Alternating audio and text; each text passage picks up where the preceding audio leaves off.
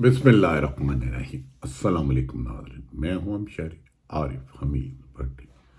मुख्तलिफ और अहम तरीन खबरों के साथ नाज़रीन, 14 माह बाद पाकिस्तान तहरीक इंसाफ के ख़िलाफ़ जो भी कार्रवाई की गई, लोगों का ख्याल था कि अब इमरान खान की कॉल पर तहरीक इंसाफ के लोग नहीं निकलेंगे, लेकिन गुज़श्ता रोज़ स्वीडन में आप नबी पाक वसल्लम की शान में गुस्ताखी करने वालों के बाद इमरान खान की कॉल पर पूरे पाकिस्तान भर में करिया करिया, शहर शहर, गांव गांव लोगों ने पुरअमन एहतजाज किया। ऐसा लगता है कि पीडीएम की 14 जमातें मिलकर भी जो ताकत का इस्तेमाल कर रही थी, रियासती जबर करने की मुबैना कोशिश कर रही थी, उनके नताइज अच्छे नहीं निकले और एक कॉल पर पूरे पाकिस्तान में लोगों ने तहरीक इंसाफ की कॉल पर लब्बैक कही और चौक दर चौक हर शहर, गांव, तहसील में लोगों ने एहतजाज किया। इसके बाद पीडीएम की जमातों के लिए लम्हा फिक्रिया बन गया है कि उन्होंने एक शख्स को कॉर्नर करने के लिए, सियासत से अलग करने के लिए जो ताकत और रियासती जबर आजमाया था, उसके नताइज को अवाम ने कबूल करने से इनकार कर दिया। और ऐसा लगता है कि अवाम ने भी अपनी ज़िद बना ली है कि वो आइंदा अगर साफ शफाफ इलेक्शन होते हैं तो उनका वज़ीर आज़म तहरीक इंसाफ के चेयरमैन दोबारा होंगे जो 2018 में बने थे। नाज़रीन, दूसरी तरफ पीडीएम ने नहायत अहम जिम्मेदार ज़राए के रिलायबल सोर्सेज का कहना है कि उन्होंने अपनी तमाम जमातों में मुलाकात करके ये कहा है कि फ़िलहाल इन हालात में इलेक्शन कराना किसी भी तौर पर मुनासिब नहीं होगा। अगर निगरान हुकूमत आती है तो उसको मज़ीद वक्त दिया जाए और उससे मुश्किल तरीन फ़ैसले करवाए जाए। और इस दौरान जो 170 के करीब या 150 से ज़्यादा मुकदमात बनाए गए हैं तहरीक इंसाफ के चेयरमैन के ख़िलाफ़, उन्हें पाबंद सलासल किया जाए।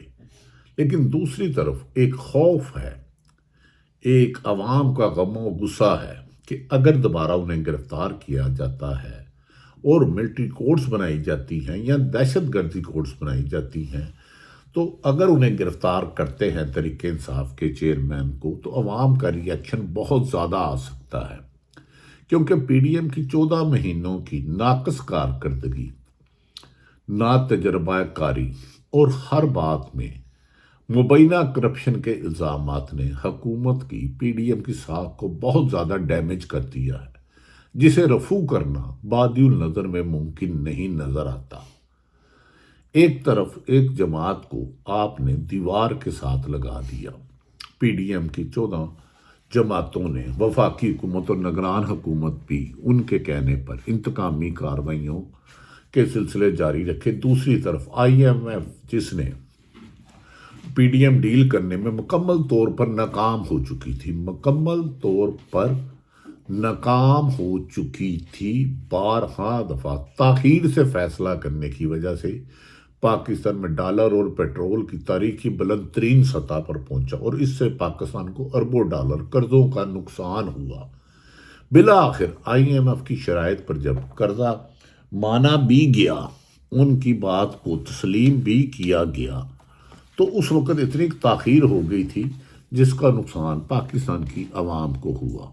और अब आईएमएफ की टीम ने जब तहरीक इंसाफ के सरबराह से उनकी रिहाइशगाह पर मुलाकात की, तो पीडीएम की जमातों के डेले बाहर रह गए कि एक तरफ तो हम उन पर दहशतगर्दी के मुकदमात बना रहे हैं, बगावत के मुकदमात बना रहे हैं, कत्ल के मुकदमात बना रहे हैं, कातलाना हमला कर रहे हैं, और कोई ऐसा सियासी लीडर नहीं जब तक वो अपनी सियासी वाबस्तगी तहरीक इंसाफ से तब्दील ना करे तो उसको बाहर भी नहीं दे रहे। लेकिन इंटरनेशनल पावर्स, दुनिया का ज़राए अबलाग पाकिस्तान में इंसानी हकूक़ की वायलेशन की ना सिर्फ निशानदेही करार दे रहा है, बल्कि पीडीएम की हुकूमत को इसका जिम्मेदार करार दे रहा है और कड़ी निगाह रखी हुई है कि पाकिस्तान में इंसानी हकूक़ की जो वायलेशन की जाती है उसे किसी भी सूरत बर्दाश्त नहीं किया जाएगा।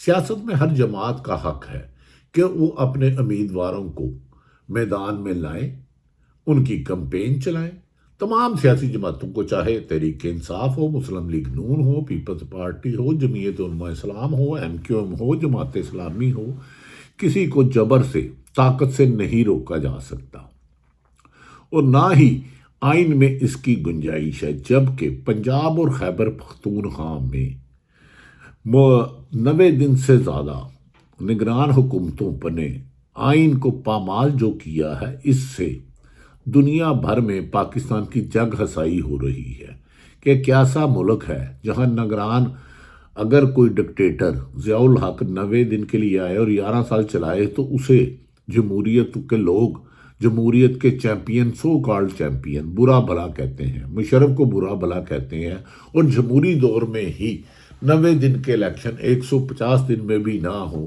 تو یہ جمہوریت دشمنی ہے، جمہوریت پر شب خون مارا جا رہا ہے۔ کیا ان حالات میں پیپلز پارٹی اور نون لیگ کے بڑھتے ہوئے فاصلوں کے بعد فیصلہ یہ کیا گیا ہے کہ نگران حکومت کو جب لایا جائے گا تو ایسی صورتحال پیدا کی جائے گی کہ الیکشن کم و بیشتر 6 ماہ سے زیادہ تاخیر ہو، جس کو آئین کسی قسم کی گنجائش نہیں دیتا۔ ناظرین، پچھلے 14 ماہ میں دیکھا جائے تو پاکستان میں سیاسی جوڑ توڑ کوئی نئی بات نہیں۔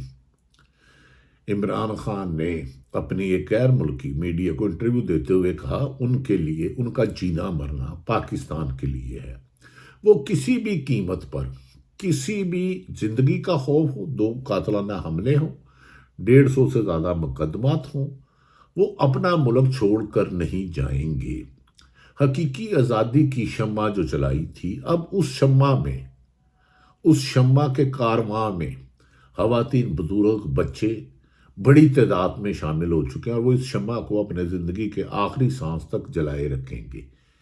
اس کے بعد ناظرین، تمام غیر جانبدار حلموں نے جو سروے کیا، امنسٹی انٹرنیشنل نے کیا، دیگر لوگوں نے کیا، انہوں نے کہا اگر الیکشن ہوتے ہیں تو وہ شگاف طریقے سے تحریک انصاف کی حکومت پر بھاری اکثریت سے آ جائے گی۔ اس کے مقابلے میں جو زبردستی تحریک انصاف کے مطابق، خود عمران خان کے مطابق، خود پی ڈی ایم کی جماعتوں کے مطابق جو ان کے لوگوں کو گرفتار ہوتے تھے، ان پر دہشت گردی کے مقدمات تھے، بغاوت کے تھے، غداری کے تھے، 302 کے تھے، قتل کے تھے، لیکن جب کوئی کمٹمنٹ یہ کر لیتا کہ ہم تحریک انصاف سے علیحدگی کریں گے تو ان سب کو رہا کر دیا گیا۔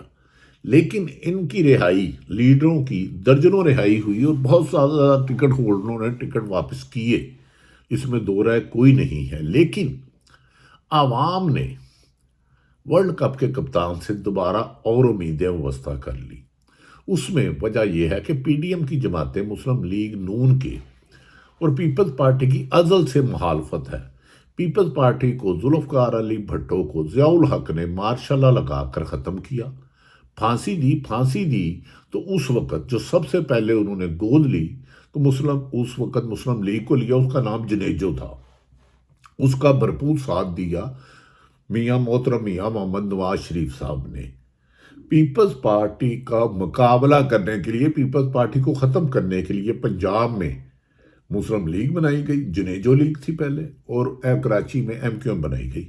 اب یہ 13 جماعتیں جب بے نظیر شہید بنی تو مولانا فضل الرحمان نے کہا کہ عورت میں، اسلام میں عورت سربراہ نہیں ہو سکتی، لیکن جب انہیں کشمیر کمیٹی کا چیئرمین بنا دیا گیا تو وہ اس سے بھی مطلع ہو گئے۔ اب 14 جماعتوں کا اتحاد جو کشتی ہے وہ اس وقت بھنور میں پھنس چکی ہے، جتنی مرضی لہریں آئے اس کشتی ملک کو ترقی کے راستے پر گامزن نہیں کر سکتی۔ سیاسی عدم استحکام نے معاشیت کو دیمک کی طرح چاٹ لیا۔ 9 مہینے تاخیر سے جو نومبر میں آئی ایم ایف سے معاہدہ ہونا تھا، اس کی بجائے جا کے اس کو جولائی میں کیا۔ اس کے نتائج یہ آئے کہ پاکستان بیرونی قرضوں کھربوں ڈالر میں مزید مقروض ہو گیا، اور اب جب اہم ادارے سر جوڑ کر بیٹھتے ہیں اور ملک کے مستقبل کے لیے، ملک کی بہتری کے لیے، ملک کی خوشحالی کے لیے دیکھتے ہیں تو سیاسی طور پر پی ڈی ایم کا کوئی وجود نظر نہیں آتا، ان کی کوئی جگہ نہیں بن رہی، کیونکہ عوام نے انہیں ریجیکٹ کر دیا ہے۔ ووٹر تو یاد رکھ لیں، ایک جو جج ہے اس کا بھی ایک ووٹ ہے، جو جس کو سزا سناتا ہے اس کا بھی ایک ووٹ ہے، گریڈ 22 کا جو افسر ہے، چیف سیکرٹری ہو یا آئی جی ہو، ان کا بھی ایک ووٹ ہے، اور ایک پی این اور سپاہی کا بھی ایک ووٹ ہے، عالم دین کا بھی ایک ووٹ ہے، اور کلرک کا بھی ایک ووٹ ہے، چاہے کوئی کسی بھی بستے سے ہو ایک ووٹ ہے۔ تو ایک ووٹ کرتے کرتے عمران خان کا کم و بیشتر 60 سے 70% ووٹ بینک بن چکا ہے، جسے 14 جماعتیں مل کے ناکام نہیں کر سکتی۔ اب یہ سوچا جا رہا ہے کہ اگست میں اگر نگران حکومت آتی ہے تو اس قسم کے غیر آئینی غیر قانونی طریقے سے اس کو طول دینے کی کوشش کی جائے، اور ذمہ دار ذرائع یہ دعویٰ کرتے ہیں، ان کا کہنا ہے کہ محترم نواز شریف صاحب نے جو نیب کی عدالت سے فیصلہ لیا وہ تاریخ کا سیاہ ترین فیصلہ مبینہ طور پر ہے، کہ وہ جج صاحب لکھ رہے ہیں کہ نواز شریف کو زبردستی یا انتقاماً اتارا گیا، لیکن ذمہ داری کا تعین نہیں کر رہے۔ وہ فیصلہ خود قانون کا مذاق بن چکا ہے۔ ایک طرف سپریم کورٹ کے 3 جج صاحبان 14 مئی کو الیکشن کا اعلان کرتے ہیں، تو وزیر اعظم پاکستان، وزیر داخلہ اور دیگر لوگ اس کو ماننے سے انکار کرتے ہیں، اور انہوں نے کہا جو ہم چاہیں گے وہ کریں گے۔ دوسری طرف پی ڈی ایم کی جماعتوں نے نہ صرف سیاسی انتقام کی نئی روایات قائم کی، بلکہ صحافت کو جس طریقے سے جبر، ظلم اور ستم سے دبایا جا رہا ہے اس کی مثال نہیں ملتی۔ ناظرین، میں تو سب سے کمزور آدمی ہوں، صحافی نہ اخلاقیات سے بالا ہوتے ہیں نہ قانون سے۔ 1 مہینہ اور تقریباً 8-9 دن ہو گئے اپنے ملک سے دور۔ مجھے آج عرصے شریف کے کرب کا، تکلیف کا احساس ہو رہا ہے، کس طرح وطن کی مٹی سے دور رہنا بے بسی کا عالم ہے۔ مجھے سمجھ میں نہیں آتی، ایک صحافی جو پیشے سے لوگوں کو سچ سے آگاہ کرنا ہے، اس کو اس کے پیشے سے روکنا کون سا جائز کام ہے؟ یقیناً ہم نہ قانون سے بانا ہے، ہمارا احتساب ہونا چاہیے، ہمیں کسی کے خلاف بات نہیں کرنی چاہیے، لیکن سچ کہنے سے روکنے کی اس روش کو میں پی ڈی ایم کی حکومت اور تمام اداروں سے گزارش کرتا ہوں اس پہ نظر ثانی کریں۔ بالکل ہمیں ریلیف نہ دیا جائے، لیکن سچ بولنے کی اجازت دی جائے۔ سچ وہ نہیں جو طاقتور چاہے، سچ وہ جو حقائق ہے۔ سپریم کورٹ نے بھی عوام کو زیادہ خوش نہیں کیا، بہت بلندوا بالے دعویٰ کیے کہ آئین کے تحت 90 دن میں الیکشن ہوں گے، ہم پیچھے نہیں ہٹیں گے۔ اعتزاز احسن نے کہا تھا میں سوچ بھی نہیں سکتا، تصور بھی نہیں کر سکتا سپریم کورٹ کے حکم کے باوجود 14 مئی کو الیکشن نہ ہو، لیکن ہسٹری یہی لکھے گی، تاریخ یہی لکھے گا، مورخ یہی لکھے گا کہ سپریم کورٹ کے 3 رکنی بینچ کے باوجود پی ڈی ایم کی 14 جماعتوں نے الیکشن سے فرار کا راستہ اپنا کے آئین شکنی کی، حکم عدولی کی، توہین عدالت کی، لیکن انہیں کوئی بھی قانون کی گرفت میں نہیں لا سکا۔